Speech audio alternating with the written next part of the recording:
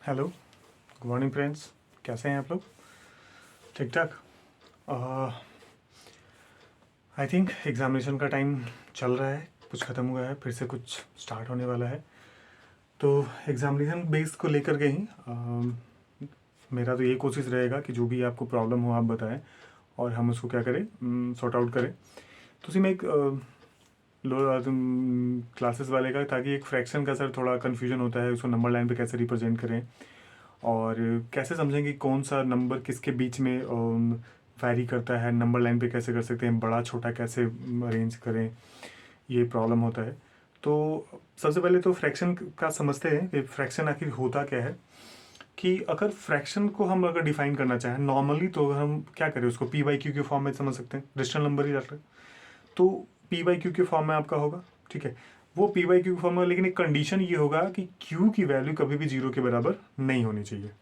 जैसे हम बोलते हैं P by Q, that means अगर 2/5 अगर लिखते हैं तो ये मेरा फ्रैक्शन होगा। क्यों? क्योंकि 2 है, 5 है, नीचे मेरा डिनोमिनेटर क्या आएगा आपका, जीरो नहीं है, तो ये मेरा फ्रैक्शन हो सकता है।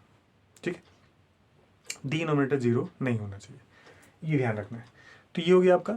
इसमें क्या है कि आपको, अगर पूरा डिटेल में हम लोग नहीं जाएंगे, बस हम जो प्रॉब्लम है सिर्फ प्रॉब्लम पे करेंगे, क्योंकि हमारा बहुत बड़ा क्लासेस करने का मोटो नहीं है। जो पॉइंट ऑफ प्रॉब्लम है उसी को हम लोग सॉर्ट आउट करेंगे, ठीक है। तो पहले ये समझना है कि फ्रैक्शन होते कितने टाइप है। जैसे हम लोग फ्रैक्शन की बात करते हैं तो इसमें दो पढ़ते हैं, एक पढ़ते हैं प्रोपर प्रोपर फ्रैक्शन, एक होता है इम्प्रोपर। ठीक है, अब इसमें कौन सी कैटेगरी आती है? जैसे पी बाई क्यू के फॉर्म में तो लिख दिए। अब हम यहाँ ये कहें कि पी की वैल्यू अगर हम यहाँ लिखते हैं पी बाई क्यू के फॉर्म में, तो ये भी होगा पी बाई क्यू के फॉर्म में लिख दी। लेकिन जब कंडीशन ये है कि पी की वैल्यू होगी वो छोटी होगी किससे, क्यू से। यानी अगर एग्जाम्पल अगर ले लिया जाए, अगर हम 2/5 अगर लिखते हैं तो आपका ये प्रॉपर फ्रैक्शन है। ठीक है, यानी ऊपर का टर्म्स यानी डिनोमिनेटर जो होगा वो क्या होगा आपका, छोटा होगा डिनोमिनेटर से। ठीक है, ये वैल्यू में जैसे 1/5, 2/3, इस तरह के जो फ्रैक्शन होंगे ये आपका प्रॉपर फ्रैक्शन कहलाएगा। अभी सिर्फ फ्रैक्शन समझते हैं। इम्प्रॉपर में क्या होता है कि ये भी पी बाई क्यू के फॉर्म में होगा, फ्रैक्शन का पी बाई क्यू के फॉर्म में ही होगा। ठीक, लेकिन कंडीशन क्या है, अगर हम लिख देते हैं 5/2, 7/3, 10/2, इस तरीके से, तो ये आपका क्या होगा, इम्प्रॉपर फ्रैक्शन कहलाएगा। क्यों? क्योंकि यहाँ कंडीशन क्या होगा कि P जो होगा वो ग्रेटर होगा Q से। ठीक है, फिर से एक बार देख लेते हैं। प्रॉपर फ्रैक्शन वो होगा जिसमें आपका नोमिनेटर जो होगा वो छोटा होगा डिनोमिनेटर से। दो ही है ना, अंश हर, हिंदी में क्या बोलते हैं, अंश और हर बोलते हैं। तो अंश जो होगा वो क्या होगा, छोटा होगा हर से, नीचे वाले से। और जब भी इम्प्रॉपर की बात करते हैं तो इम्प्रॉपर में क्या होगा आपका, अंश जो होगा यानी कि नोमिनेटर जो होगा वो बड़ा होगा डिनोमिनेटर से। क्लियर? ठीक है, ऊपर नीचे समझ लेना, पी और क्यू। पी अगर बड़ा हो गया यानी ऊपर वाला जब बड़ा हो गया दैट मीन्स वो इम्प्रॉपर हो गया, ऊपर वाला छोटा हो गया दैट मीन्स वो क्या हो गया आपका, प्रॉपर फ्रैक्शन में। ये क्लियर हुआ? अब यहाँ पे क्या है, इम्प्रॉपर के टर्म्स को जब हमारा क्या होता है, न्यूमिनेटर अगर बड़ा होता है तो उसको हम चेंज कर सकते हैं मिक्स फ्रैक्शन में। ठीक है, मिक्स फ्रैक्शन होता क्या है एक्चुअल में, मिक्स फ्रैक्शन को अगर डिफाइन किया जाए तो मिक्स फ्रैक्शन जो होगा आपका,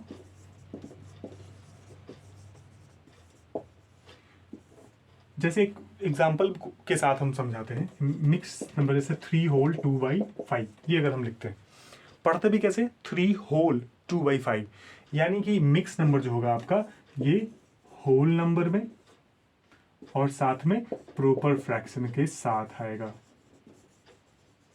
ठीक है, यानी एक मिक्स नंबर जो होगा वो whole number with proper fraction के साथ आएगा।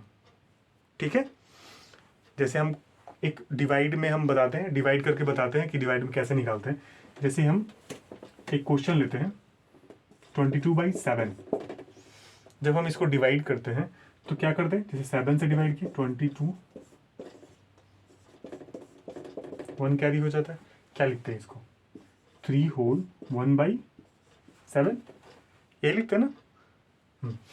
तो ये जो है आपका ये है इम्प्रॉपर फ्रैक्शन, जिसको हम इसको चेंज किए किसमें, मिक्स फ्रैक्शन में। यानी 3 होल हो गया, और 1/7 यानी ये आपका क्या होगा, होल नंबर, ये आपका क्या है, प्रॉपर फ्रैक्शन है। ठीक है, तो मिक्स नंबर क्या हो गया आपका, whole number with proper fraction. Clear है? ठीक है, अब क्या है कि अब इसको नंबर लाइन पे कैसे रिप्रेजेंट करें, अब इसको नंबर लाइन पे कैसे रिप्रेजेंट करें। जैसे हम प्रॉपर फ्रैक्शन लिखते हैं, जैसे ही प्रॉपर फ्रैक्शन की बात आएगी तो ये नंबर जो होगा हमेशा 0 और 1 के बीच में लाइज करेगा। कोई भी नंबर, कोई भी प्रॉपर फ्रैक्शन होगा वो 0 और 1 के बीच में ही आएगा। जैसे एग्जांपल में आप डिवाइड करके भी देख सकते हैं, उसको डेसिमल फॉर्म में चेंज कीजिए ना, उसको आप डेसिमल फॉर्म में चेंज कीजिए, आपको 0 पॉइंट कुछ करके आएगा, 0.25, 0.35 जो भी आना होता है 0 पॉइंट कुछ करके आएगा। इसका मतलब ये कि 0 से बड़ा तो है लेकिन 1 से छोटा है, यानी वो नंबर कहाँ आएगा, 0 और 1 के बीच में आएगा। क्लियर? ठीक है, अब आते हैं जब हम प्रॉपर की बात करते हैं, इम्प्रॉपर फ्रैक्शन का। तो इम्प्रॉपर फ्रैक्शन में जब भी कोई नंबर दिया रहा है, सबसे पहले उसको क्या करिए, आप मिक्स में चेंज कीजिए। जैसे मिक्स्ड में चेंज कर दिए, अब जैसे अभी जस्ट लिखा था 3 होल 1/7, मिक्स में चेंज कर दिया इसको। इम्प्रॉपर फ्रैक्शन में क्या था आपका 22/7। ठीक है, अब इसको चेंज कर दिया 3 होल 1/7। यहाँ से इजी हो जाता है समझना कि ये किस नंबर की लाइज बीच में लाइज करेगा। जैसे हमने बोला 3 होल, यानी 3 मेरा कंप्लीट हो गया, 7th वाले पोर्शन में ये 1/7 जा चुका है। इसका मतलब क्या है कि ये नंबर लाइन पे 3 और 4 के बीच में वैरी करेगा। समझ में आया? जैसे ही मेरा नंबर अगर मिक्स में लिखते हैं तो 3 होल 1/7, इसका मतलब ये है कि वो 3 तो कंप्लीट हो चुका है मेरा। अब 4th वाले पोर्शन में 1/7 क्या है, मेरा इंटर्ड कर चुका है, तो 3 से बड़ा हो गया और 4 की ओर अग्रसर है, जाने की ओर तैयार है। इसका मतलब 3 से तो बड़ा हो गया ना, 4 से छोटा है, 4 कंप्लीट अभी नहीं हुआ है लेकिन 4 की तरफ ये बढ़ चुका है। इसका मतलब क्या है कि 3 से बड़ा है, 4 के बीच में, 3 और 4 के बीच में। ठीक है, अब इसको अरेंज कैसे करते हैं, नंबर लाइन में इसको लिखते कैसे, वो तो मैंने बताया भी था। जैसे अगर इसी नंबर को रिप्रेजेंट करना है, जैसे नंबर लाइन में हम क्या लिखते हैं, ये 2 है, ये 3 है, ये 4 है, इस तरह मान लेते 5 है, थोड़ा बड़ा कर दिया इसको ताकि समझने में आसानी हो। अब 3 मेरा कंप्लीट हो गया कि 3 और 4 के बीच में, अब ये पता है मेरे को 3 और 4 के बीच में आएगा। ये लिखा हुआ है 1/7, इसका मतलब ये कि 1/7 फ्रैक्शन का मतलब टोटल मेरा 7 है, जिसका 1th पार्ट, यही करते हैं ना, 7th मेरा टोटल है जिसका 1 पार्ट करता है, यानी इस वाले पूरे पोर्शंस को 7 इक्वल पार्ट में डिवाइड करना है। तो सबसे इजी लॉजिक है कि जब 7th पार्ट में डिवाइड करना हो तो पहले से 2 लाइन मेरा बना हुआ है, यानी एक पोर्शन तो ये पहले तैयार है, तो एक कम यानी 6 लाइन इसमें क्या करते हैं, इक्वल डिस्टेंस पे बनाते हैं। 1 2 3 4 5 और 6, ये हो गया। थोड़ा ऊपर नीचे होता है, स्केल से मेजर करके करना है। ठीक है, ये मैंने कर दिया। अब पोर्शन कौन सा है, 1/7, यानी पहला पोर्शन जहां कंप्लीट होता है मेरा वो नंबर हो गया, यानी ये जो नंबर है ये आपका कितना हो जाएगा, 3 होल 1/7। क्लियर हुआ? अब इसी में कहता क्या, 4/7, तो 4th नंबर, यानी पहला पोर्शन यहां कंप्लीट हुआ, दूसरा, तीसरा, चौथा, यानी यहां कंप्लीट हुआ, तो क्या हो जाएगा 3 होल 4/7। ठीक है, एक क्वेश्चन प्रॉपर वाले टर्म्स में देख लेते हैं। जैसे अगर हम प्रॉपर नंबर मेरा दे दिया, जैसे 2/3 दे दिया, तो ये तो कन्फर्म है कि 0 और 1 के बीच में आएगा। नंबर लाइन बनाते हैं, ये आपका 0 हो गया, ये 1 हो गया आपका। ठीक है, अब कहता है थर्ड, हमने क्या बताया अभी, 3, दैट मीन्स 3 आपका पार्ट दिया, 3 इक्वल पार्ट में क्या करना है, डिवाइड करना है। तो जब 3 इक्वल पार्ट में डिवाइड करना है, कितने लाइन बनाने हैं, 2 लाइन इक्वल डिस्टेंस पे, यानी 1 कर देता हूँ, 2 कर देता हूँ, हो गया यहाँ मेरा 3 इक्वल पार्ट हो गया, 1 पार्ट, 2 पार्ट, 3 पार्ट। ठीक है, अब ये सेकंड पार्ट की बात करता है, यानी 2 पार्ट जहां कंप्लीट होती है वहां की बात कर रहा है, यानी पहला पार्ट यहाँ कंप्लीट हो, दूसरा पार्ट यहाँ कंप्लीट हो, यानी ये जो लाइन हो गया क्या हो गया, 2/3। ठीक है, तो मेरे हिसाब से समझ आ गया होगा, फिर भी नहीं समझ में आया होगा तो बताइए, फिर से बनाएंगे बेहतर तरीके से।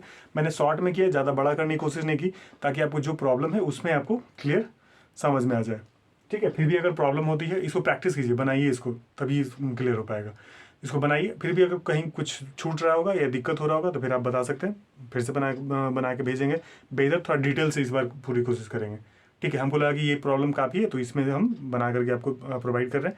इसको एक बार देखिए और क्या कीजिए, कोशिश कीजिए कि इसको बनाने की कोशिश कीजिए। ठीक है, बाकी का डिफिनीशन आपके बुक के साइड में दिया होगा, आप उसे क्लियर कर सकते हैं। ठीक है, मिलते हैं फिर नेक्स्ट वीडियो में। Bye bye.